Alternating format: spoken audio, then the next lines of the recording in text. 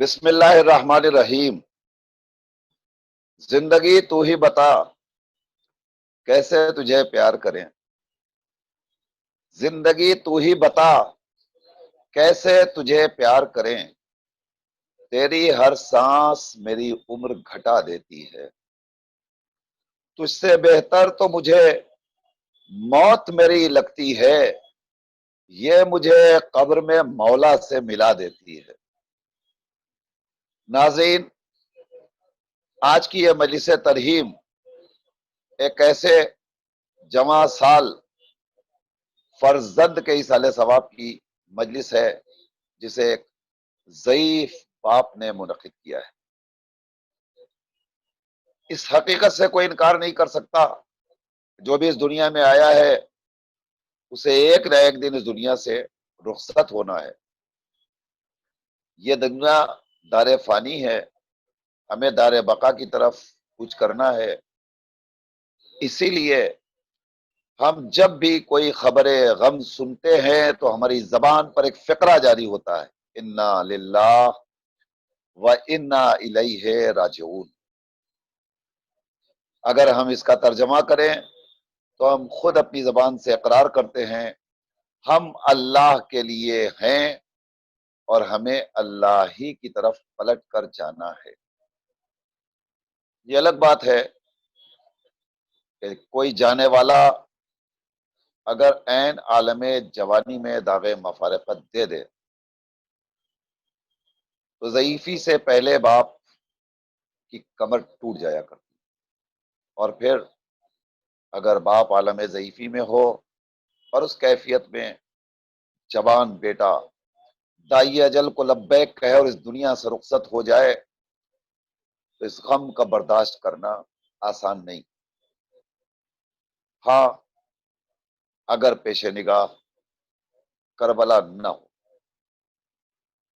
یہی وجہ ہے کہ ہم اپنے غموں کو غم حسین علیہ السلام میں ملا دیا کرتے ہیں، اس لیے کہ جو غموں کے پہاڑ میرے مولا کے اوپر ٹوٹے اس کا کوئی اندازہ نہیں لگا سکتا اور کوئی حساب نہیں لگا سکتا۔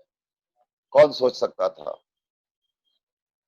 ضعیف باپ ہو اور 18 برس کے کڑیل جوان بیٹے کے سینے سے پرچھی کا پھل نکالے اور کلیجہ باہر آ جائے، اور اس کے بعد بھی لب پہ شکر خدا، جبین سجدے پروردگار میں، معبود تو نے جو امانت میرے حوالے کی تھی میں نے تیرے واپس تیری بارگاہ میں کر، اور یہی ہر حسینی کا شیوا ہونا چاہیے۔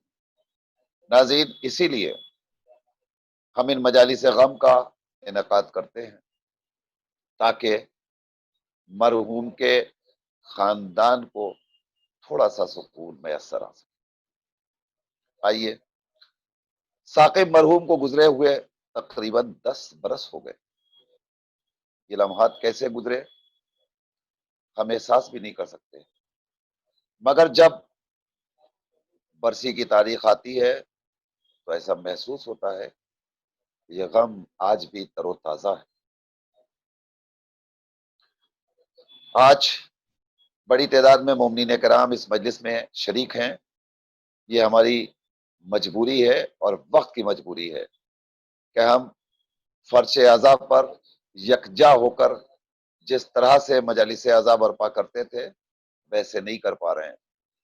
پھر بھی زینبیہ چینل نے جو سلسلہ شروع کیا ہے اس سے آپ حضرات واقف ہیں، اور الحمدللہ ہمارے پاس اس وقت پورے ہندوستان بلکہ دنیا کے مختلف ممالک سے ٹیلی فون آ رہے ہیں کہ مجالس ترحیم کا جو سلسلہ زینبیہ چینل پہ شروع کیا گیا ہے اس سے بہتر کوئی طریقہ نہیں ہو سکتا۔ ہم لوگ بے قرار تھے، بے چین تھے کہ ہم اپنے مرنے والوں کی مجالس کیسے کریں، زینبیہ چینل نے یہ سلسلہ شروع کیا، اور آج وہ حضرات جو بہت پریشان ہیں ان کے لیے آسانی فراہم ہو گئی، اور وہ زینبیہ چینل کے ذریعے مجلس سیوم، مجلس چیلوم، 10ویں اور 20ویں کی مجلس اور برسی کی مجالس برپا کر رہے ہیں۔ بیرون ہند سے بھی یہ مجالس آئی ہیں اور ہندوستان کے مختلف شہروں سے بھی یہ مجالس آئی ہیں، اور ہندوستان کے مشہور و معروف اور محترم علماء اعلام نے اور خطباء ذویل احترام نے ان مجالس کو خطاب کیا ہے۔ یہ سلسلہ روزانہ جاری اور ساری ہے، اور الحمدللہ 8:30 بجے شب میں ہم یہ مجلسیں آپ کی خدمت میں روز پیش کر رہے ہیں۔ آئیے، مجلس کے آغاز میں ہماری یہ کوشش رہتی ہے کہ ہم اس مجلس کو اسی اعتبار سے برپا کریں جیسے آپ مجلس اعزا کرنے کے عادی ہیں، یعنی آغاز مجلس میں ہمیشہ کسی نہ کسی شاعر اہل بیت اور مداح اہل بیت کو پیش کیا جاتا ہے جو پیش خوانی کے فرائض انجام دیتے ہیں۔ آج ہماری انتہائی خوش نصیبی ہے کہ اس حوالے سے ہم نے جس جمع سال مرحوم کے ایصال ثواب کی مجلس ہے، ان کی مجلس کی ابتدا کے لیے ایک ایسے ہونہار مداح اہل بیت کو زحمت دی ہے جن کی پشتیں گزری ہیں مدت محمد و آل محمد میں، یعنی محترم جناب سید علی رضوی صاحب یو ایس اے سے اس وقت ہمارے ساتھ ہیں اور وہ نذرانہ عقیدت پیش کریں گے۔ علی رضوی کے تعارف کے لیے صرف ان کے والد محترم کا نام لینا نہ کافی ہے، آپ سچے بھائی کے فرزند ہیں۔ سچے بھائی ساری دنیا میں کوئی نہیں ہوگا جو ان سے واقف نہیں ہوگا۔ ایک سے ایک نوحے سچے بھائی کے سماعتوں میں آج بھی گونج رہے ہیں۔ سچے بھائی کا تعلق ظاہر ہے کہ ہندوستان سے تھا، پھر وہ پاکستان تشریف لے گئے اور وہاں سے پھر اپنی آخری منزل کا سفر کر گئے۔ ان کے فرزند ہیں جو ان کی نیابت میں آج بھی بہترین انداز میں سوزخانی، سلام، نوحے اور مرثیے پڑھ رہے ہیں۔ ہم ان کا تہ دل سے شکریہ ادا کرتے ہیں، اور آئیے حضرات استقبال کرتے ہیں محترم سچے بھائی کا کہ جانشین جناب سید علی رضوی صاحب کا، کہ وہ تشریف لائیں اور نذرانہ عقیدت پیش کریں تاکہ ہم اس مجلس کا باقاعدہ آغاز کر سکیں۔ لیکن ان کے استقبال میں یہ 4 مصرے آپ کی خدمت میں ضرور عرض کرنا چاہتا ہوں کہ لحد میں نور کی برسات ہونے والی ہے، فضیلتوں کی شروعات ہونے والی ہے۔ لحد میں نور کی برسات ہونے والی ہے، فضیلتوں کی شروعات ہونے والی ہے۔ سپرد خاک ذرا جلد کیجئے مجھ کو، علی سے میری ملاقات ہونے والی ہے۔ علی سے میری ملاقات ہونے والی ہے۔ ان اشعار کے ساتھ میں گزارش گزار ہوں محترم جناب سید علی رضوی صاحب سے کہ وہ نذرانہ عقیدت پیش کریں۔ آپ تمام حضرات سے التماس ہے کہ استقبال شاعر کے لیے بآواز بلند نعرہ صلوات ارشاد فرما دیں۔ اللہم صلی علی محمد و آل محمد۔ اللهم صل على محمد وآل محمد اللهم صل على محمد وآل محمد اللهم صل على محمد وآل محمد۔ لاش اکبر اٹھا رہے ہیں حسین، لاش اکبر اٹھا رہے ہیں حسین، دل کی قوت دکھا رہے ہیں حسین، لاش اکبر اٹھا رہے ہیں حسین، دو صدا ہو کہاں علی اکبر، دو صدا ہو کہاں علی اکبر، ٹھوکریں رن میں کھا رہے ہیں حسین، لاش اکبر اٹھا رہے ہیں حسین، آہ کرتے ہیں بیٹھ جاتے ہیں، آہ کرتے ہیں بیٹھ جاتے ہیں، کس کا لاشا اٹھا رہے ہیں حسین، لاش اکبر اٹھا رہے ہیں حسین، جاؤ خیمے میں جاؤ اے زینب، جاؤ خیمے میں جاؤ اے زینب، لاش اکبر کھلا رہے ہیں حسین، لاش اکبر اٹھا رہے ہیں حسین، لڑکھڑائے ہیں انبیاء کے قدم، لڑکھڑائے ہیں انبیاء کے قدم، جس جگہ مسکرا رہے ہیں حسین، لاش اکبر اٹھا رہے ہیں حسین، چن کے قاسم کی لاش کے ٹکڑے، چن کے قاسم کی لاش کے ٹکڑے، اپنے دامن میں لا رہے ہیں حسین، لاش اکبر اٹھا رہے ہیں حسین، دل کی قوت دکھا رہے ہیں حسین، اللہم صلی علی محمد وآل محمد، صلی علی محمد وآل محمد۔ ناظرین، ابھی آپ نے سماعت فرمایا، یہ تھے جناب سید علی رضوی صاحب، جو بہترین انداز میں اور انتہائی پرسوز آواز میں شہزادہ حضرت علی اکبر علیہ السلام کو خراج عقیدت پیش کر رہے تھے۔ حضرات، یہ سچ ہے کہ جواں سال فرزند کی برسی کی مجلس ہے، ضعیف باپ نے یہ مجلس برپا کی ہے۔ ان کی تقویت کے لیے یہ کلام اور یہ مرثیہ انتہائی مفید اور صبر آزما ثابت ہوگا۔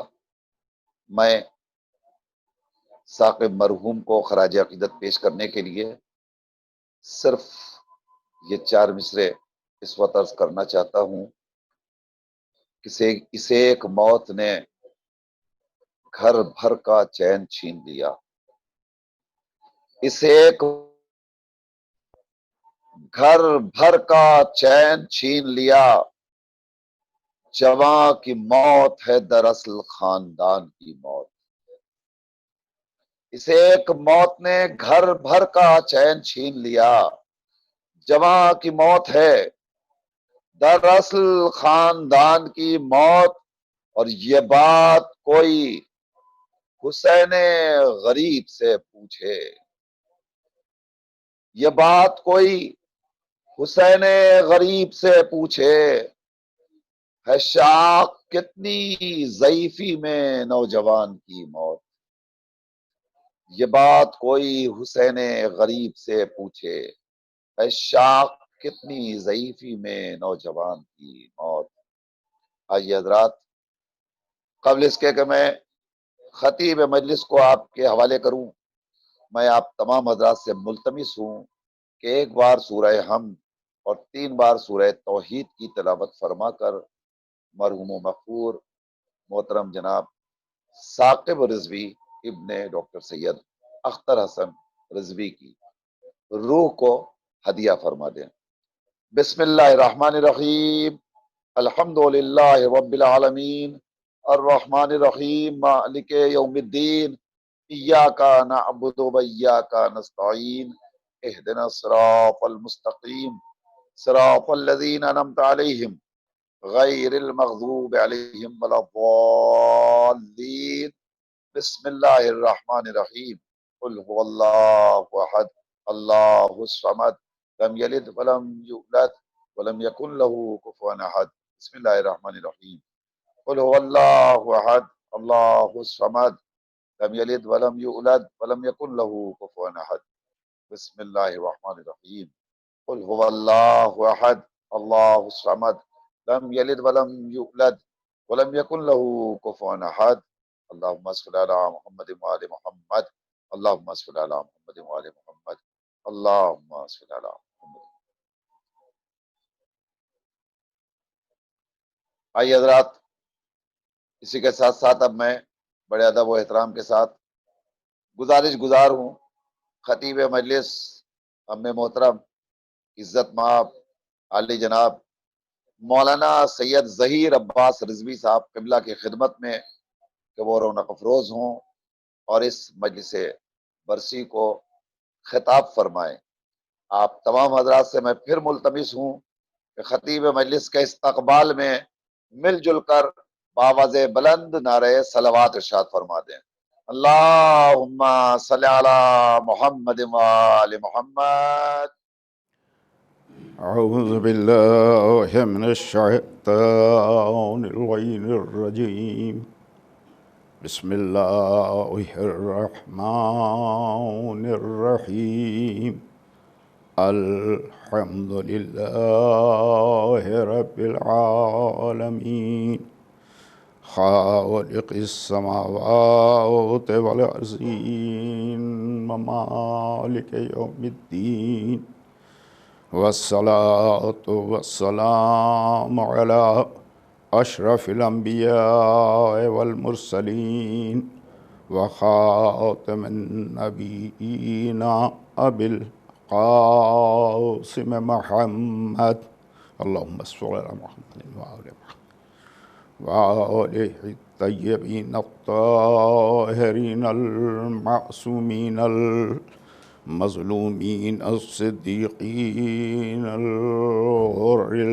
الميامين، لعنة الله على أعدائهم وقاتليهم وغاصب حقوقهم ومنكر فضائلهم أجمعين، أما بعد فقد قال الله تبارك وتعالى في كتابه المبين وقوله الحق، بسم الله الرحمن الرحيم، وَلَقَدْ كَرَّمْنَا بَنِي آدَمَ وَحَمَّلْنَاهُمْ فِي الْبَرِّ وَالْبَحْرِ وَرَزَقْنَاهُمْ مِنَ الطَّيِّبَاتِ وَفَضَّلْنَاهُمْ عَلَى كَثِيرٍ مِّمَّنْ خَلَقْنَا تَفْضِيلًا۔ صلوات محمد محمد۔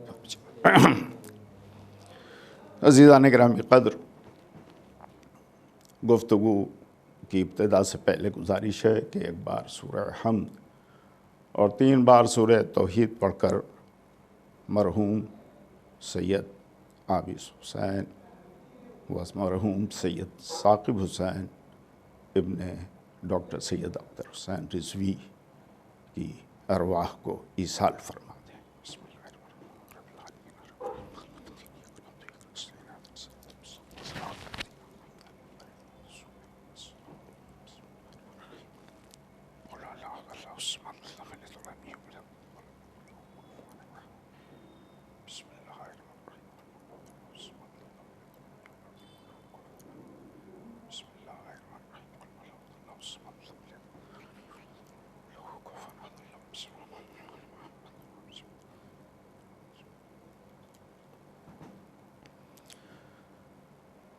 ناظرین گرامی قدر، چونکہ یہ مجلس ایصال ثواب ہے، مرحوم سید ثاقب حسین رضوی کی جن کی یہ 10ویں برسی ہے، یعنی جن کے انتقال کو 10 سال کا عرصہ گزر چکا ہے، میں نے اسی بات کو پیش نظر رکھتے ہوئے جس آیہ کریمہ کی تلاوت کا شرف حاصل کیا ہے، یا جسے میں نے موضوع گفتگو قرار دیا ہے، اس کا تعلق بھی انسان ہی سے ہے۔ قرآن مجید کے سورہ مبارکہ اسرا، یا جسے بنی اسرائیل کہا جاتا ہے، یہ قرآن مجید کا 17واں سورہ ہے، 17 سورہ، اور جس آیت کو میں نے اس سورہ مبارکہ سے منتخب کیا ہے وہ آیہ وافی ہدایہ 17ویں ہے، یعنی 70 آیت ہے۔ عزیزان گرامی قدر، میں نے ایک مجلس میں اس سے قبل بھی اسی آیہ مبارکہ سے گفتگو کی تھی۔ میں نے اس لیے اسے موضوع قرار دیا ہے کہ تھوڑی دیر یہ جو موقع ہمیں ملا ہے، اور وہ بھی لاک ڈاؤن کی وجہ سے ملا ہے، کہ ہم اس وقت آپ سے ٹی وی کے ذریعے سے یا یوٹیوب کے ذریعے سے یا فیس بک کے ذریعے سے مخاطب ہیں۔ عزیزان گرامی قدر، یہ لمحات جو ہیں وہ ہمارے لیے فکر کا مقام ہے۔ اب مجھے نہیں پتا کہ کتنے ایسے افراد ہیں کہ جنہوں نے اس دور کو، اس زمانے کو جو ابھی گزر چکا ہے اور جو گزر رہا ہے، اور جس کے لیے ہم یہ نہیں کہہ سکتے ہیں کہ یہ کب جا کے کہاں کس منزل پر ختم ہوگا، ایک ایسی وبا، ایک ایسی بیماری سے پوری دنیا انسانیت گھری ہوئی ہے کہ جسے ہم اپنی آنکھوں سے نہیں دیکھ سکتے ہیں۔ کبھی اس بات پر غور کیجئے کہ وہ انسان جس کا بس چلے تو وہ افلاک پر بھی قبضہ کر لے۔ زمین تو زمین ہے، فضاؤں کے سینے کو چیرتا ہوا افلاک کی منزلوں کو طے کر کے ہر شے پر قبضہ کر لے، اور وہ یہ بھول جاتا ہے کہ وہ انسان ہے۔ اپنی طاقت، قوت، توانائی، دولت، جاہ و حشم، ہر شے کا وہ مظاہرہ کرتا ہے، لیکن شاید اس کے تصور میں یہ بات نہیں رہتی کہ جاہ و حشم، یہ دولت، یہ حکومت، یہ طاقت، یہ سب کسی اور کی دی ہوئی ہے، یہ انسان کی نہیں ہے۔ اور اگر انسان کی حکومت ہوتی ان سب چیزوں پر، تو آج چاہے جتنی بیماریاں ہوتی، چاہے جیسی وبا پھیلتی، انسان کے بس سے باہر نہ ہوتی۔ لیکن لمحوں کے اندر ساری دنیا کی زندگی کو روک دینا، آسمان سے لے کر زمین تک یا زمین سے لے کر آسمان تک، خشکی سے لے کر تری تک اور تری سے لے کر افلاک تک، ساری زندگی کو روک دینا، یہ اس بات کی طرف اشارہ کر رہی ہے کہ طاقت تمہاری نہیں ہے، طاقت کسی اور کی ہے۔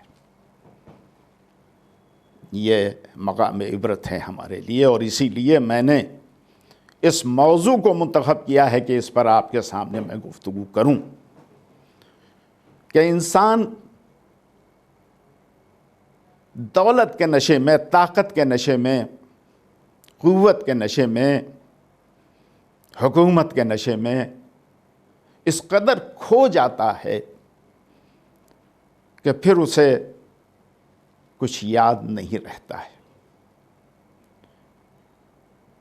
ये जो वक्त गुज़र रहा है, ये इंसान के ज़मीर, उसके कॉन्शियस को झिझोड़ रहा है, बता रहा है कि तुम एक हल्की सी मेरी आजमाइश का मुकाबला नहीं कर पा रहे हो और बेचैन और परेशान हो गए हो, तो सोचो कि मेरी कुदरत कितनी अजीम होगी, मेरी ताकत कैसी होगी अगर मैं अपने जलाल के मुजाहरे पर आ जाऊं, तो तुम्हारी हैसियत क्या है इन सब चीज़ों। वो इंसान के जिसे अल्लाह ने अपनी नेमतों से नवाजा, और नेमतें भी ऐसी कि सदियां गुजर जाएं, इंसान उसका शुमार भी नहीं कर सकेगा। क्या है ये जो अभी मैंने सूरह मुबारक असरा की ये 70वीं आयत पढ़ी है कि जिसमें परवरदिगार आलम इंसान की करामत और शराफत का जिक्र कर रहा है कि परवरदिगार आलम ने इंसान को क्या क्या अता किया है, यानी अपनी पूरी इस कायनात में, इस यूनिवर्स में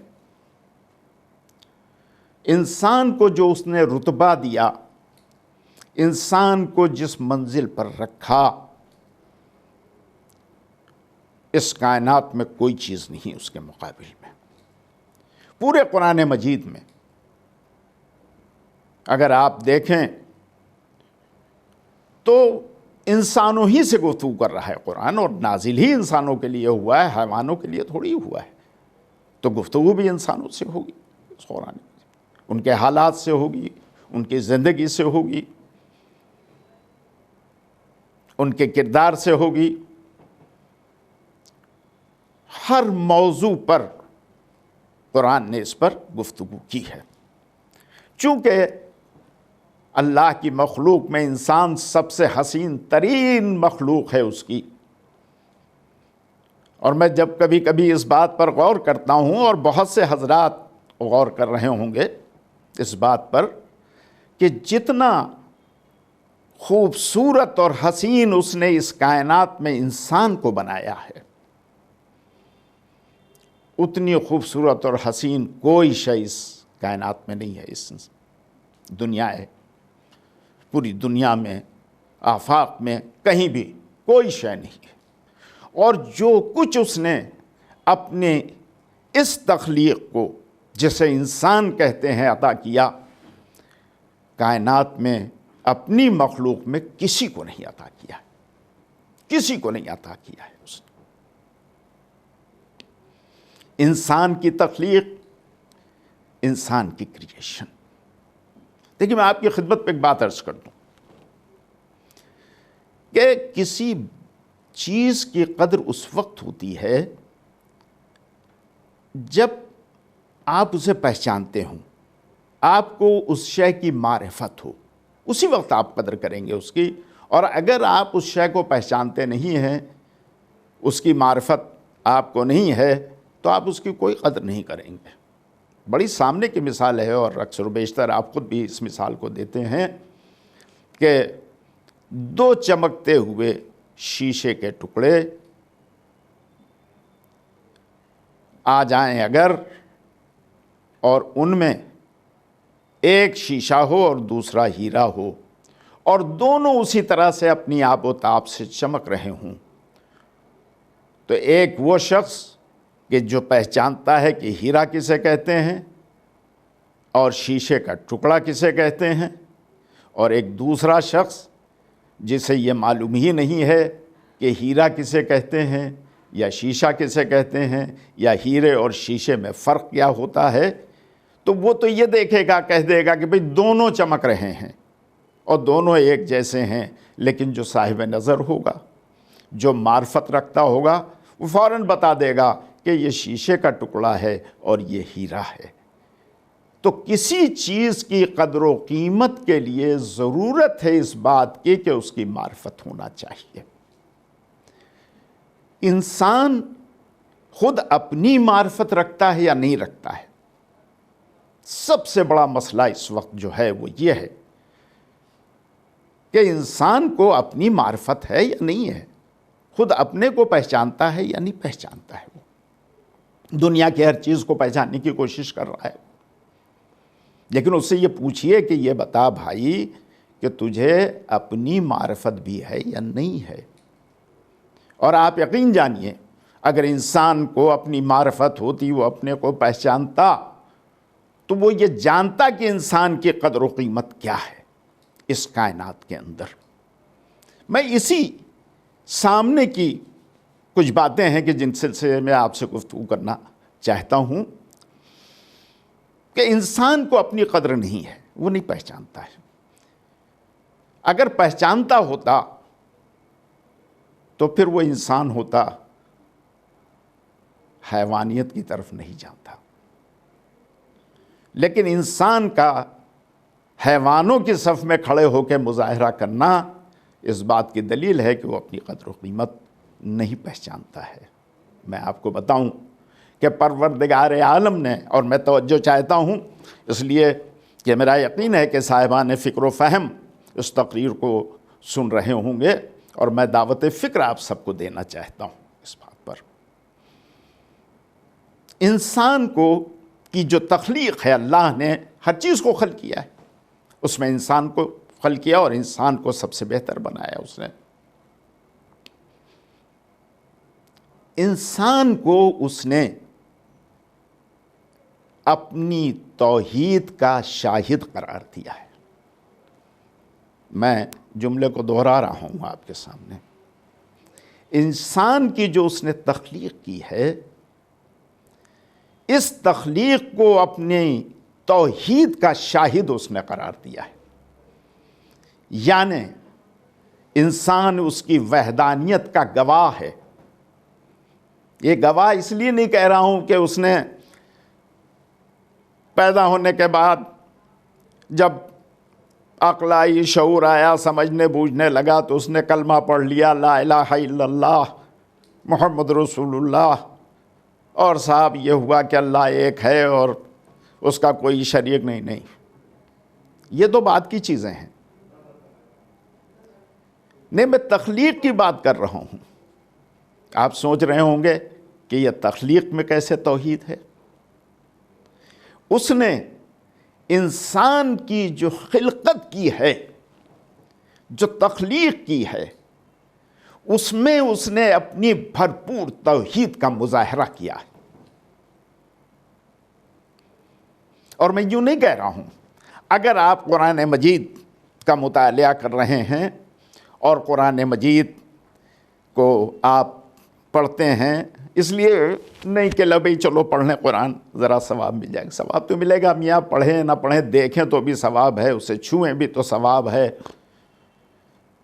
اس کے حروف کو دیکھیں اور آنکھ کو پلٹیں تو ثواب ہے۔ قرآن ثواب ہی ثواب ہے، لیکن ثواب سے زیادہ اگر اسے غور اور فکر کے ساتھ پڑھا جائے تو ثواب بھی ملتا ہے اور علم کے دروازے بھی کھلتے ہیں، فکر کے دروازے بھی کھلتے ہیں۔ اگر آپ قرآن مجید کے سورہ فصلت کو پڑھیں، یہ 71 سورہ ہے، 71واں سورہ ہے قرآن مجید کا، اور جس کی 53ویں آیت ہے، جس کا ترجمہ میں آپ کی خدمت میں پیش کر رہا ہوں۔ دیکھیے، میں نے ابھی کہا ہے کہ اللہ نے انسان کی تخلیق میں اپنی بھرپور توحید کا مظاہرہ کیا ہے، یعنی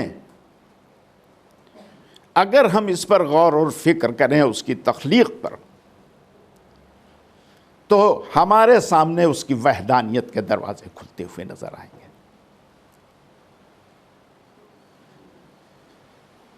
اس سورہ فصلت کی اس آئے کریمہ جو 53ویں آئے کریمہ ہے، اس سے پہلی جو 52ویں آیت یعنی 52nd آیت ہے، اس میں کچھ سلسلہ، کچھ گفتگو قرآن مجید کے سلسلے میں ہے۔ پروردگار عالم یہ ارشاد فرماتا ہے اپنے پیغمبر کے ذریعے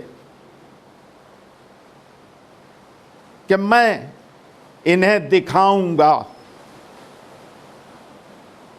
سنیرہم فی الآفاق، میں انہیں آفاق میں دکھاؤں گا۔ غور فرمایا، آفاق کیا ہے؟ افق کی جمع ہے۔ افق ایک ایسا لفظ ہے کہ جسے آپ سنتے رہتے ہیں، جب چاند دیکھنا ہوتا ہے تو کہتے ہیں بھئی اپنے افق کو دیکھو، ہورائزن۔ افق کی جمع ہے آفاق۔ آفاق زمین سے نیچے سے لے کر اوپر تک۔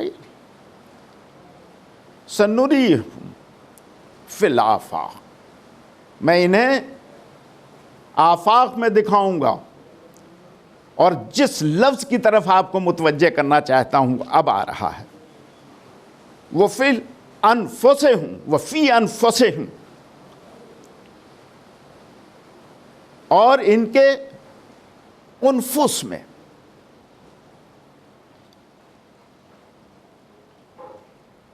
ان کے اندر، ان کے نفس میں۔ ذرا غور فرمایا آپ نے، کیا دکھائے گا؟ سوال یہ ہے کہ فی الآفاق یعنی زمین اور آسمان میں دکھاؤں گا، پھر نفسوں میں دکھاؤں گا یعنی ان کے اندر، ان کے نفوس میں، انفسہم، ان کے نفوس میں دکھاؤں گا۔ کیا دکھاؤں گا؟ بینات، اپنی نشانیاں، یعنی میری جو نشانیاں ہیں جنہیں سائن کہتے ہیں آپ، ان نشانیوں کو دکھاؤں گا میں، حتیٰ یہاں تک کہ یہ کہہ پائیں کہ یہی حق ہے، یعنی یہی اللہ ہے۔ ذرا غور فرمایا آپ نے، یہ جو اس نے ذکر کیا ہے دو چیزوں کا، آفاق کا اور نفوس کا، یعنی جانوں کا، انفس کا اس نے ذکر کیا ہے۔ آفاق دو طرح کے ہیں، ایک ہے بعید جو دور ہے، چاند ستارے یہ سب، اور دوسرا ہے قریب یعنی یہ زمین، یہ جو کچھ ہم دیکھ رہے ہیں۔ اس میں جو کچھ نظر آ رہا ہے ہمیں، یہ سب اللہ کی نشانیاں ہیں جو ہمیں دکھائی دے رہی ہیں۔ تو ٹھیک ہے، ہم سامنے دیکھ رہے ہیں یہ نشانیاں ہیں۔ وہ انفسہم، اور ان کے انفس میں یعنی ان کے نفسوں میں، ان کی جانوں میں، ان کی زندگی میں دکھاؤں گا۔ نشانی کیا ہے؟ نشانی اس لیے ہے، یہ آیات الہی کیا ہیں، اللہ کی نشانیاں کیا ہیں؟ یہ انسان کی فکر کو اس کی توحید کی طرف موڑتی ہے، اس کی وحدانیت کی طرف موڑتی ہے۔ تو یہ کائنات جو آفاق کی ہے، اور ایک کائنات نفس ہے، اور کائنات نفس یہ خود انسان ہے۔ اسی لیے حضرت امیر المومنین علی ابن ابی طالب علیہ السلام نے یہ ارشاد فرمایا کہ جس نے اپنے نفس کو پہچانا فقد عرف ربہ، اس نے اپنے رب کو پہچانا۔ یعنی نفس اور رب کے درمیان میں کوئی رابطہ ہے کہ جس کے ذریعے سے اللہ پہچانا جا سکے۔ تو خود انسان کو اس نے اپنے پہچاننے کا ذریعہ بنایا ہے، اپنی توحید کی معرفت کا اس نے ذریعہ بنایا ہے۔ اور جب ذریعہ بنایا تو دیکھیے یوں ہی نہیں ہے، اس کے بعد کیا ارشاد ہوتا ہے کہ شرافت و کرامت عطا کیا، کرمنا بنی آدمہ، ہم نے بنی آدم کو شرافت و کرامت عطا کی ہے۔ صرف یہی نہیں روک دیا کہ اس نے شرافت و کرامت عطا کیا ہے، بلکہ اس کے بعد ارشاد ہوتا ہے کہ ہم نے زمین پر اور پانی پر چلنے کے لیے انہیں سواریاں مہیا کیا۔ اور صرف یہی نہیں، وَرَزَقْنَاهُمْ مِنَ الطَّيِّبَاتِ، ہم نے انہیں پاک اور پاک غذا مہیا کی ہے۔ اللہ یہ کہہ رہا ہے کہ ہم نے ان کے لیے پاک اور پاکیزہ غذا مہیا کی ہے۔ اور لطف تو یہ ہے عزیزان گرامی قدر کہ اس نے یہ نہیں کہا کہ ہم نے مسلمانوں کے لیے کیا ہے، اس نے یہ نہیں کہا کہ ہم نے قرآن پڑھنے والوں کے لیے کیا ہے، اس نے یہ نہیں کہا کہ ہم نے اسلام کا پرچم بلند کرنے والوں کے لیے کیا ہے، اس نے ساری انسانیت کو مخاطب ہو کے یہ بات کہی ہے کہ ہم نے تمہارے لیے پاک اور پاکیزہ غذا مہیا کی ہے، یعنی اس دنیا میں تمہارے لیے ہم نے جو کچھ مہیا کیا ہے، چاہے وہ ثمر کی شکل میں ہو، یعنی پھلوں کی شکل میں ہو، سبزیوں کی شکل میں ہو، یا وہ جانور جو تمہارے لیے حلال قرار دیے گئے ہیں، یہ وہ ہیں کہ جو رزق طیب ہے، پاک اور پاکیزہ رزق تمہارے لیے ہم نے مہیا کیا ہے۔ اور صرف یہی نہیں، ہم نے اس پوری کائنات میں ہم نے تم کو بعضوں پر، بہتوں پر تمہیں فضیلت عطا کیا ہے۔ عزیزان گرامی قدر، سوچنے کا مقام ہے یا نہیں ہے؟ آپ مجھے بتائیں کہ ہمارا خالق، پیدا کرنے والا، ہم سے یہ کہہ رہا ہے کہ ہم نے تمہیں شرافت و کرامت عطا کیا، اور ایسی شرافت و کرامت کہ ہم نے مخلوقات میں کسی اور کو دیا ہی نہیں۔ تمہارے لیے ہم نے زمین اور آسمان پر سواری مہیا کی تاکہ تمہیں سفر کرنے میں، زمین کی دوریوں کو طے کرنے میں، تمہیں اپنی تجارت کرنے میں، تمہیں ایک جگہ سے دوسری جگہ جانے میں زحمت کا سامنا نہ کرنا پڑے۔ اور تمہارے لیے ہم نے یہ نہیں کہا کہ تم مردار کو کھا لو یا جو چیز مل جائے اسے کھا لو۔ ہم نے چاہا کہ جب ہم تمہیں اس کائنات میں اتنی کرامتوں اور شرافت کا مرکز بنا رہے ہیں، تو ہم یہ نہیں چاہتے ہیں کہ تم جانوروں کی طرح جو چیز سامنے آئے اسے کھا لو۔ ہم نے تمہارے لیے تو پاک اور پاکیزہ رزق کا انتظام کیا ہے، تم اس پاک اور پاکیزہ رزق کو کھاؤ۔ اور صرف یہی نہیں، بلکہ تم کو تو ہم نے ایک کثیر پر فضیلت عطا کیا ہے، یعنی تمہارے مقابلے میں کوئی نہیں ہے۔ یہ اس لیے ہے کہ تم اس کی قدر کرو، اور جب تم اس کی قدر کرو گے تو تمہیں اس اللہ کی معرفت حاصل ہوگی جس نے تمہیں خلق کیا ہے۔ اور یاد رکھیے گا کہ جب معرفت حاصل ہوتی ہے، جب کسی شے کو پہچانتا ہے، جب اس کی حقیقت کو جاننے لگتا ہے، تو اس سے اسے قربت ہونے لگتی ہے، محبت پیدا ہوتی ہے۔ اللہ نے اپنی نعمتیں اس لیے انسان کو عطا کیا کہ اللہ سے انسان کو محبت پیدا ہو جائے، اللہ سے انسان کو قربت مل جائے، اس سے قریب تر ہوتا چلا جائے۔ اللہ نے تو اتنا اہتمام کیا، اور انسان کا کیا حال ہے ذرا آپ دیکھیے۔ کیسا ناقدرہ انسان، اللہ گواہ کہ خود قرآن مجید میں اللہ نے اس کی ناقدری کا ذکر کر دیا ہے۔ ذرا غور فرمایا آپ نے؟ ہمارا یہ حال ہے کہ ایک طرف اس نے پاک اور پاکیزہ غذا ہمارے لیے رکھ دی ہے، لیکن ہم اس پاک و پاکیزہ غذا کو چھوڑ کر ہمیشہ نجس کی طرف بڑھ رہے ہیں، حرام کی طرف ہم بڑھ رہے ہیں۔ دیکھیے، پاک اور پاکیزہ غذا کا مطلب یہ نہ سمجھیے گا کہ بلکہ وہی کہ جو اللہ نے ذکر کر دیا ہے، نہیں، یہ کوئی ایسا تو ہے نہیں کہ کہیں درخت اور باغ اللہ نے لگا دیا اور ہم جا کے وہاں کھا لیں۔ ظاہر ہے اسے حاصل کرنے کے لیے ہمیں ان دنیاوی ذرائعوں کا استعمال کرنا پڑے گا۔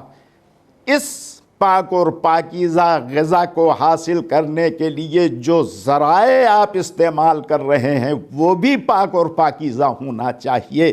اگر وہ ذرائع پاک اور پاکیزہ نہیں ہیں تو آپ یاد رکھیے لاکھ پاک اور پاکیزہ غذا ہو آپ کے لیے حرام قرار پا جائے گی، اس لیے کہ جو ذریعہ آپ نے اپنایا ہے وہ نجس ذریعہ ہے، وہ حرام ذریعہ ہے، وہ غلط ذریعہ ہے یا نہیں؟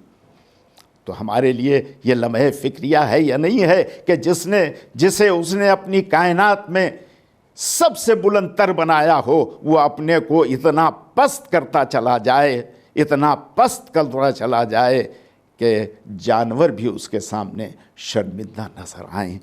عزیزان گرامی قدر، ذرا اور آگے بڑھ کے دیکھیے کہ اس نے انسان کو کیا کیا عطا کیا ہے۔ میں کہیں اور نہیں جانا چاہتا ہوں، تھوڑی دیر کے لیے آپ ذرا اپنے جسم پر تو غور کر لیجئے۔ جو کچھ اس نے نعمتیں آپ کو دی ہیں اور اس کائنات میں سب سے بلند قرار دیا ہے آپ کو، اور سب سے عظیم نعمت اگر اس میں کوئی ہے تو عقل ہے کہ جس نے اس پوری کائنات میں آپ کو بلند سے بلند تر کر دیا ہے۔ یہ نعمت اس نے اس طرح سے کسی کو نہیں دیا ہے۔ دیکھیے، اگر آپ دیکھنا چاہیں تو اس کائنات میں، اس یونیورس میں اللہ کی 3 چیزیں ہیں، 3 منزلیں ہیں۔ ایک ہے کہ جسے جمادات کہا جاتا ہے، یعنی سٹونز، پتھر کا۔ دوسری چیز جو ہے وہ ہے نباتات، یعنی یہ ویجیٹیشن جسے آپ کہتے ہیں۔ تیسری چیز ہے حیوان۔ اللہ نے انسان کی خلقت میں یہ تینوں چیزیں رکھ دی ہیں۔ اپنے حجم کے لحاظ سے، جسم کے لحاظ سے وہ پتھروں سے ملتا جلتا ہے، جمادات سے ملتا جلتا ہے۔ چونکہ اس کے جسم میں نمو ہے، بڑھتا ہے، تو اس نے نباتات سے ملتا جلتا، یعنی درختوں سے، دوسری چیزوں سے ملتا جلتا ویجیٹیشن میں رکھ دیا، اس لیے کہ پودوں میں نمو ہوتی ہے تو اس نے ملتا جلتا کر دیا۔ تیسری چیز حیوانات، یعنی تیسری منزل جو ہے وہ حیوانات کی ہے، جانور ہیں۔ انسان کے اندر جانور پن بھی ہے، حیوانیت بھی ہے، انسان کے اندر اس نے رکھ دیا ہے۔ جانور بھی کھاتا ہے، جانور بھی اپنی جگہ سے دوسری جگہ جاتا ہے، ارادہ ہے اس کے اندر، ایک جگہ بیٹھا ہے اٹھ کے دوسری جگہ چلا جائے گا۔ تو انسان کے اندر یہ تینوں چیزیں اس نے رکھ دی، یعنی اپنی کائنات کی یہ 3 مخلوق کو انسان کے اندر اس نے رکھ دیا، جمادات بھی، نباتات بھی، حیوانات بھی، یہ تینوں چیزیں ہیں۔ لیکن ان تینوں چیزوں پر قابو پانے کے لیے اس نے انسان کو بلند کر دیا اور وہ دیا عقل، تاکہ عقل کے استعمال سے وہ تینوں سے الگ ہو جائے اور وہ یہ سوچے کہ یہ عمل مجھے کرنا چاہیے یا نہیں کرنا چاہیے۔ ہم میں کتنے ایسے ہیں جو ان باتوں پر غور کرتے ہیں؟ ہم پر جب حیوانیت سوار ہوتی ہے تو شاید حیوان بھی ہم سے شرمندہ نظر آئے۔ تو جب اتنا بلند کر دیا تو اب ذرا سوچئے، اور تھوڑی دیر کے لیے جب آپ اپنے بستر استراحت پر جائیں، اور آج کل یوں بھی لوگ آرامی سے ہیں، لاک ڈاؤن، میں اس بات کو کہتا ہوں کہ لاک ڈاؤن کے بہت سے نگیٹو پہلو ہیں، بہت نقصانات ہیں، لیکن پازیٹو پہلو بھی ہے لاک ڈاؤن کا۔ اور پازیٹو پہلو یہ ہے کہ چونکہ ساری دنیا لاک ڈاؤن ہو گئی ایک دم ہر طرف سے، تو کم سے کم گھر میں بیٹھ کر تھوڑی دیر کچھ سوچنے اور سمجھنے کا تو موقع ملتا ہے، غور و فکر کا موقع تو ملتا ہے، کم سے کم کچھ اللہ کی طرف رجوع ہونے کا تو موقع ملتا ہے، اس طاقت کے سلسلے میں غور و فکر کا بھی تو موقع ملتا ہے۔ تو عزیزان گرامی، تھوڑی دیر کے لیے اپنے اندر ذرا جھانک کر دیکھ لیجئے۔ وقت نہیں ہے کہ بہت زیادہ آپ کے سامنے گفتگو کروں، صرف ایک چیز آپ کے سامنے رکھنا چاہتا ہوں کہ آپ جانتے ہیں کہ ہمارے جسم میں نسوں کا جال بچھا ہوا ہے، ویسلز ہیں، آرٹریز، نروز جنہیں آپ کہتے ہیں۔ آپ کو پتہ ہے کہ یہ کتنی ہیں؟ اگر یہ نکال کے جوڑ کر بچھا دی جائیں تو 1,00,000 کلومیٹر کی دوری جو ہے ان نسوں سے ناپی جا سکتی ہے، اتنی ہے۔ یعنی میرا خیال یہ ہے کہ اس دنیا کو اگر نسوں سے لپیٹا جائے تو 4 بار لپیٹا جا سکتا ہے۔ اگر جسم کی نسیں نہ سمجھ میں آئیں گی تو کچھ اور کیا سمجھ میں آ پائے گا؟ اسی لیے کہا گیا ہے کہ انسان تو اپنے اندر ایک عالم صغیر ہے، اور اس پر بڑی بحثیں ہوئی ہیں، اور یہ ٹاپک بھی بڑا پرلطف اور دلچسپ ہے کہ جب تک ہم خود اپنے پر غور اور فکر نہ کریں گے اس وقت تک کیسے اس کی معرفت حاصل ہوگی کہ جس نے ہمیں خلق کیا ہے۔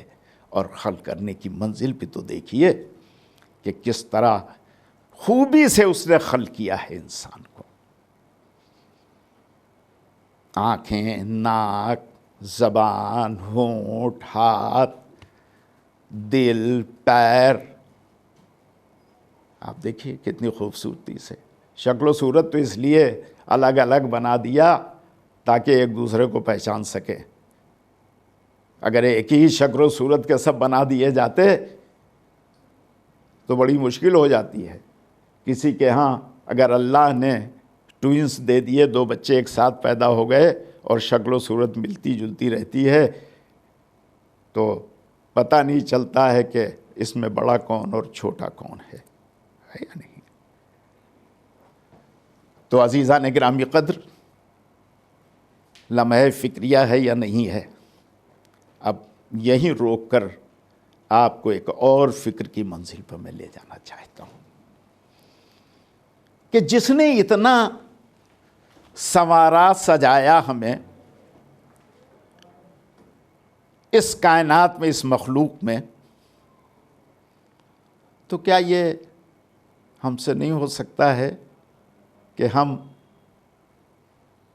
تھوڑی دیر اس پر غور کر کے اس کا شکر ادا کریں؟ اگر وہ چاہتا تو ہمیں حشرات الارض میں ڈال دیتا، چاہتا تو نالی کا کیڑا بنا دیتا، چاہتا تو پتھروں کے نیچے دبا دیتا، چاہتا تو خوخار حیوان بنا دیتا ہمیں۔ ہم سوال کر سکتے تھے؟ نہیں کر سکتے تھے۔ شکر ادا کیجئے اس کا کہ اس نے انسان بنایا ہے، اور انسانوں میں بھی آپ یہ دیکھیے کہ اس نے اپنی طرف سے نہیں، اس نے یہ انسانوں پر چھوڑ دیا کہ میں نے تمہیں خلق کر دیا، تمہاری تخلیق ہو گئی، تم اس عالم وجود میں آ گئے، اس دنیا میں آ گئے۔ اب میں تمہارے اوپر اس بات کو چھوڑتا ہوں، اور میں اب یہ دیکھوں گا کہ اتنی نعمتیں دینے کے بعد، جس میں عظیم نعمت تمہیں میں نے عقل دیا ہے، اس عقل کے ذریعے سے تم اپنے محسن کو، اپنے خالق کو، اپنے رازق کو پہچان سکتے ہو یا نہیں پہچان سکتے ہو۔ اس نے کہیں زبردستی نہیں کی ہے کسی چیز میں، جب اپنے دین میں نہیں زبردستی کی، لا اکراہ فی الدین، اس میں کوئی زبردستی اس نے نہیں کیا، تو کسی اور چیز میں کیا زبردستی کرے گا؟ اس لیے کہ اسے فکر نہیں ہے، وہ جانتا ہے کہ تم نکل کے کہاں جاؤ گے، تمہیں پلٹ کے تو میری ہی طرف آنا ہے۔ جس نے تمہیں نہیں سے ہاں میں بدل دیا ہے، اس میں اتنی قدرت ہے کہ وہ ہاں سے پھر تمہیں نہیں میں بدل دے، اور پھر نہیں سے ہاں میں بدل کے تمہیں اپنی طرف بلا لے۔ جانا تو اسی طرف ہے میرے عزیز، اسی کے سامنے جانا ہے۔ اور جب اتنی نعمتیں اس نے عطا کی ہیں تو اسے یہ حق ہے کہ اتنی نعمتیں تمہیں میں نے دیں، یہ بتاؤ تم نے خرچ کیسے کیا ہے یا نہیں؟ وہ سب کچھ جاننے والا ہی، یاد رکھیے گا۔ اور اس بات کو بھی یاد رکھیے، اللہ ظاہر نہیں دیکھتا ہے، میں توجہ چاہتا ہوں آپ کے، اللہ ظاہر نہیں دیکھتا ہے، اللہ باطن دیکھتا ہے۔ ظاہر میں آپ کے پھٹے کپڑے ہوں، چاہے آپ 10 لاکھ روپے کا سوٹ پہنے ہوئے ہوں، وہ یہ نہیں دیکھتا ہے، وہ یہ دیکھتا ہے کہ باطن کیا ہے آپ کا۔ ظاہر میں آپ جو چاہیے بن لیجئے، طاقت و قوت ہے، جیسے چاہیے اسے آپ استعمال کیجئے، روپیہ ہے، دولت ہے، ٹھیک ہے، کرو جیسے چاہو استعمال کرو، مگر میں تمہاری نیتوں کو دیکھوں گا، باطن دیکھوں گا تمہارا، کہ اس باطن میں کیا ہے۔ جس باطن کو تم نے دنیا سے چھپایا ہے، اپنے ظاہر کو بتایا ہے، اس باطن کو میں تمہارا خالق ہوں، مجھے معلوم ہے، میں اسے دیکھ رہا ہوں، اور اسی باطن کی بنیاد پر میرے ہاں تمہارے درجات معین ہوں گے کہ تم کس لائق ہو۔ اور صرف یہی نہیں، یہ بھی یاد رکھو کہ میں نے تم نے دنیا ہی میں نہیں عطا کیا ہے، اگر اس دنیا کی دی ہوئی نعمت کا استعمال تم نے صحیح کیا تو تم آؤ گے تو سب چھوڑ کر آؤ گے اس دنیا میں، آخرت میں تمہیں اس سے زیادہ دوں گا، لیکن شرط یہی ہے کہ تم نے دنیا کی نعمتوں کا استعمال میرے احکامات کے تحت کیا ہے، میرے حکم کے تحت کیا ہے، تو یقیناً میں تمہیں اس سے کہیں زیادہ جب آخرت کی منزلیں ہوں گی تو میں تمہیں دوں گا۔ اور آخرت میں حشر و نشر تو جب بپا ہوگا تو ہوگا، تمہاری آنکھ بند ہوگی، اور آنکھ کے بند ہونے کے بعد ہی سے میں تمہیں اپنی نعمتوں کو دینا شروع کروں گا۔ قبر کی منزل میں آؤ گے تو تم وہاں بھی میری نعمتوں کو دیکھو گے۔ بظاہر تمہیں لوگ تنہا چھوڑ کے جائیں گے، لیکن تم تنہا نہیں رہو گے۔ بظاہر لوگ یہ سمجھیں گے کہ قبر بند کر دی ہے، تاریکی ہے، لیکن اس میں تاریکی نہیں ہوگی۔ عزیزان گرامی، وہ اللہ جو دنیا میں دے رہا ہے اور آخرت میں بھی دے رہا ہے، تو ہمیں سوچنا چاہیے کہ ہمیں کس طرح سے اپنی زندگی اس دنیا میں گزارنی ہے، کس طرح سے ہمیں اس دنیا میں اپنے کو رکھنا ہے۔ عزیزان گرامی قدر، لمحہ فکریہ ہے ہمارے لیے، چونکہ میں مجلس ایصال ثواب پڑھ رہا ہوں، اس لیے میں چاہتا تھا کہ تھوڑی دیر اس کا ذکر کروں، متوجہ ہو جائیں، اور آج کل تو اور ضروری متوجہ ہونے کی ضرورت ہے۔ میں بڑی ذمہ داری سے یہ بات آپ کے سامنے کہہ رہا ہوں، ناظرین، میرے سننے والوں، یہ جو کرونا وائرس یا کووڈ-19 چل رہا ہے، اس میں کوئی گارنٹی نہیں ہے، یاد رکھیے گا اس بات کو۔ جس رفتار سے یہ بیماری پھیل رہی ہے کہ جسے ہم جانتے نہیں ہیں، ہم سمجھ رہے ہیں اچھا خاصا ہے اور وہ بیمار ہے، اس نے ہمیں چھو لیا، اس کو کھانسی آ گئی ہے یا نہیں؟ تو ایک جملہ کہہ دوں، برا نہ مانیے گا، اور اگر بات پسند آئے تو دعا دیجیے گا میرے حق میں۔ میرے عزیزو، یہ مقام عبرت ہے، ہم میں ہر ایک کو چاہیے کہ اپنا وصیت نامہ تیار رکھیں، کیا ذمہ داریاں ہیں، کیا لینا ہے، کیا دینا ہے، کس کے حقوق ہم پر ہیں اسے ادا کرنا ہے، کس کی امانت ہمارے پاس ہے اسے ادا کرنا ہے، اس لیے کہ کوئی گارنٹی اس وقت نہیں ہے، گارنٹی تو کبھی بھی نہیں ہے، لیکن ان حالات میں ہم اپنی موت کو اپنے سامنے کھڑا ہوا دیکھ رہے ہیں۔ یہ الگ بات ہے کہ یہ اللہ جانتا ہے بہتر کہ ہم کو اس تک پہنچنا یا نہیں پہنچنا ہے، لیکن آج زمین اور آسمان سے لے کر جو حالات پیدا ہو گئے ہیں، یہ ہمیں جھنجھوڑ رہے ہیں، ہمارے ضمیر کو جھنجھوڑ رہے ہیں، یہ کہہ رہے ہیں کہ تم سوچو، یہ مقام عبرت ہے تمہارے لیے۔ اگر تمہارے اوپر کسی کے حقوق ہیں تو اسے ادا کر دو، تم نہیں جانتے ہو کہ کب نگاہیں تمہاری بند ہو جائیں گی۔ اگر تم نے کسی کے ساتھ زیادتی کی ہے تو جا کے اس سے معافی مانگ لو، اس لیے کہ اللہ حقوق اللہ تو معاف کر سکتا ہے، حقوق الناس نہیں معاف کرے گا جب تک وہ نہ معاف کرے گا کہ جس کے ساتھ زیادتی نہیں ہوئی ہے۔ عزیزان گرامی قدر، ہمیں اور آپ سب کو مرنا ہے، دنیا سے اٹھنا ہے یا نہیں؟ ہم یہ دیکھ رہے ہیں کہ روز فیگرز ہمارے سامنے مرنے والوں کی آ رہی ہے۔ میں ہندو مسلمان کی بات نہیں کر رہا ہوں، مرنے والا انسان مر رہا ہے، اچھا خاصا گھر سے نکلا ہے اور پلٹا تو بیماری کو لے کے پلٹا ہوا ہے۔ تو کیا یہ مقام عبرت نہیں؟ ہم اب بھی آنکھ بند کیے ہوئے بیٹھے ہیں، ہم اب بھی وہی اپنی فکر میں، اپنے مشغلے میں ہیں، ہم مڑ کے نہیں دیکھ رہے ہیں کہ بھئی اس طرف بھی کرو کچھ، ادھر بھی سوچو کچھ۔ ایسا نہ ہو، اللہ محفوظ رکھے۔ میں تو دعا کرتا ہوں کہ پروردگار عالم اس وبائی مہلک بیماری سے نہ صرف مومن و مومنات بلکہ تمام انسانیت کو نجات دے دے۔ دعا کرنا ہمارا کام ہے، لیکن جو حکم الہی ہے وہ ہو کے رہے گا۔ لہٰذا چلتے چلتے میری آپ سب سے یہ گزارش ہے میرے عزیزوں کہ تھوڑی دیر ہم سب مل کر اس بات پر اپنے درمیان میں غور کریں، فکر کریں کہ بھائی ہمیں بھی اسی طرح اٹھ جانا ہے۔ ایسا نہ ہو کہ ہم دوسرے کے حقوق کو لے کر چلے جائیں، ایسا نہ ہو کہ کسی کی امانت ہمیں دینا ہو، ایسا نہ ہو کہ کوئی ضروری کام تھا کسی کا اسے ہم نے نہیں کیا۔ اگر ہم نے کسی کے ساتھ زیادتی کی ہے تو ہم اس سے معافی مانگ لیں، اس لیے کہ خدا جانتا ہے کون رہے گا اور کون نہیں رہے گا۔ مرنا ایک حقیقت ہے میرے عزیزو، یاد رکھیے گا۔ اور ہم نہیں جانتے ہیں کہ زندگی کے کس موڑ پر یہ چراغ گل ہو جائے گا۔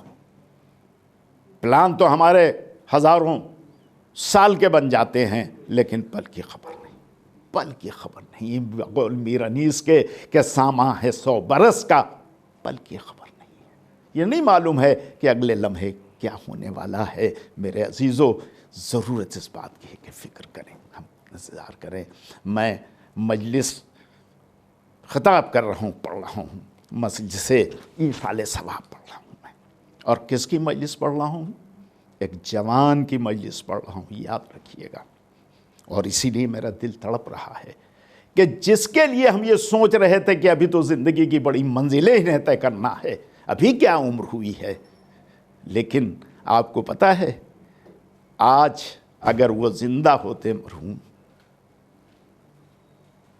ساقی مرحوم تو 50 سال کے ہوتے، 50 سال آج ان کی عمر کے مکمل ہو گئے ہوتے۔ آج 19 تاریخ ہے، 19 جون کو 50 سال وہ اپنی زندگی کے سفر کو پورا کرتے، لیکن 10 سال پہلے ہی وہ دنیا سے رخصت ہو چکے ہیں۔ اور اس لیے میرا دل اور تڑپ رہا ہے۔ میں نے یہ جو آپ سے گفتگو کی ہے ابھی حالات سے متعلق، اس موت نے مجھے مجبور کیا ہے کہ میں آپ کی خدمت میں عرض کروں کہ یہ نہ دیکھیے کہ ابھی تو ہم جوان ہیں، یہ نہ دیکھیے کہ ابھی تو ہم 10-15 سال، ہم نہیں جانتے، اس لیے کہ ہمارے سامنے اور ایک جوان کیا، اس گھر کے 2 جوان اٹھے ہیں، 2 جوان اٹھے ہیں، 2 بھائی، دونوں جوان، 7 سال کے اندر، تیسرا سال اب اس مرحوم کے انتقال کا ہو گیا، اور دونوں جوان۔ ذرا سوچئے، میں تذکرہ کرتے کرتے میری آنکھیں نم ہو گئیں، تو ماں اور باپ پر کیا اثر ہوگا، اور اس موت کا داغ، یہ زخم پیرانہ سالی میں برداشت کرنا پڑا ہے، یاد رکھیے۔ جب ہر ماں اور باپ کی یہ خواہش اور یہ امید ہوتی ہے کہ میرا جنازہ میرے بیٹے کے کاندھے پہ اٹھے گا، میں نے شرکت کی ہے اور بھی ایسے جنازوں میں، اور میں نے باپ کے منہ سے تڑپ تڑپ کے روتے ہوئے اس جملے کو سنا ہے کہ بیٹا یہ تو میرے مرنے کے دن تھے، باپ کے مرنے کے دن، تم کیسے دنیا سے رخصت ہو؟ ذرا سوچئے کہ باپ پر کیا گزر رہی ہوگی اس عمر میں، اور ماں پر۔ باپ تو پھر بھی ذرا مضبوط دل ہوتا ہے، وہ اندر سے تڑپتا ہے، ایسا نہیں ہے، لیکن وہ اپنے جذبات پر تھوڑا قابو رکھتا ہے۔ لیکن ماں اللہ کی ایک ایسی تخلیق ہے ماں کہ اللہ گواہ ہے کہ جس کے خصوصیات بیان کرنے کے لیے، جس کے فضائل بیان کرنے کے لیے لفظوں کا دائرہ تنگ پڑ جاتا ہے۔ ماں ایک ایسی نعمت ہے، اور کس طرح پالتی ہے اللہ گواہ ماں اپنے بچے کو۔ میں وقت نہیں ہے ورنہ میں پوری تفصیل آپ کی خدمت میں عرض کرتا، لیکن آپ دیکھتے ہیں ماں سارے دکھ جھیل لیتی ہے، لیکن اس بات کو پسند نہیں کرتی ہے کہ اس کے بچے پر کوئی آ جائے۔ ماں فاقہ کر لیتی ہے، لیکن بچوں کو فاقہ کرتے ہوئے پسند نہیں کرتی ہے۔ ماں پیونددار لباس پہن لے گی، لیکن بچوں کے لباس ٹھیک ہونا چاہیے۔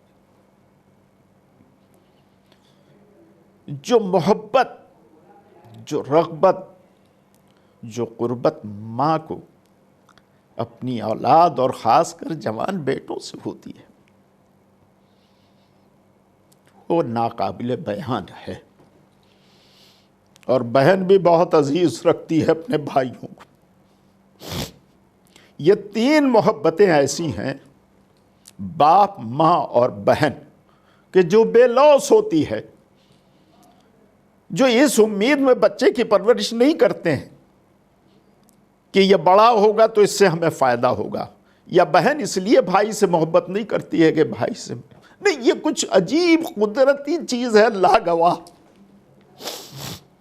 کہ بہن کو جو بھائی سے محبت ہوتی ہے، اور اس محبت کی بہترین کسوٹی اور اس کا بہترین معیار کربلا ہے کہ جہاں آپ دیکھیں کہ شہزادی زینب کو حضرت امام حسین سے کیا محبت تھی، اور جناب سکینہ کو حضرت علی اکبر سے کیا محبت تھی۔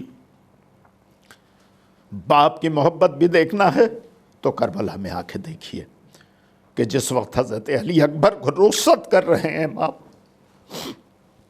معصوم ہیں،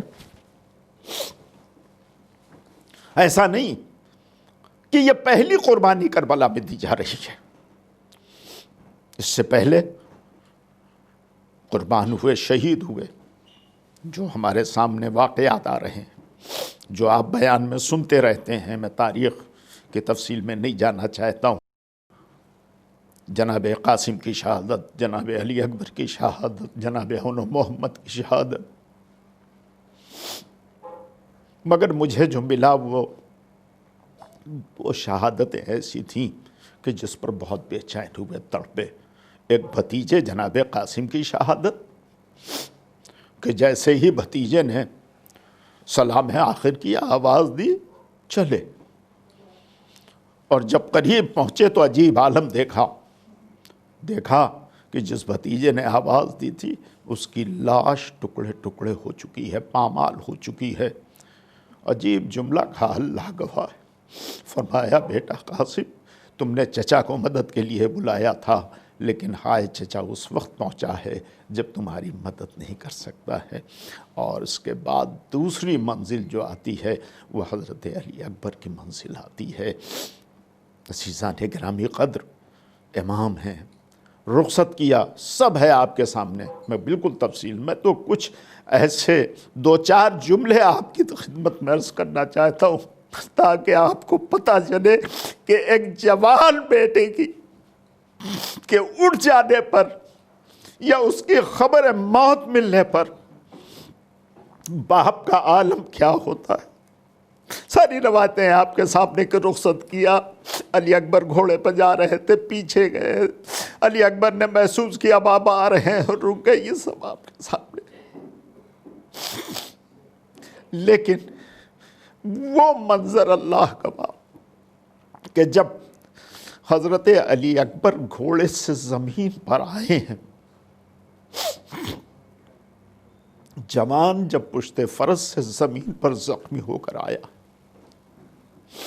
اور آنے کے بعد بابا کو سلام کیا اور آواز امام حسین علیہ السلام کے کانوں میں آئی، تو آپ کو معلوم ہے کیا عالم ہوا تھا؟ یہ ملوذ خاطر رہے کہ 60 سال کی عمر ہو چکی ہے، 18 برس کا جوان ہے کہ جس نے آواز دی ہے، جو پشت فرس سے زمین پر آ گیا ہے۔ اور اب روایتوں میں عام طور سے جو سنتے ہیں آپ، حضرت عباس بھی نہیں، جناب قاسم بھی نہیں، اون و محمد بھی نہیں، سید سجاد ہیں، بستر پہ بیمار ہیں، 6 مہینے کے علی اصغر ہیں جو جھولے کے اندر ہیں۔ جب آواز سنی تو عالم یہ تھا کہ جا رہے تھے علی اکبر کے پاس، راستے میں بیٹھ جاتے تھے اور کہتے تھے بیٹا آواز دو، تم کہاں ہو، کہاں ہو اے ارباب عزا۔ اس کے ساتھ کہتے تھے علی اکبر تمہاری جدائی سے آنکھوں کی روشنی چلی گئی ہے۔ کیا شدید غم تھا جوان بیٹے کا،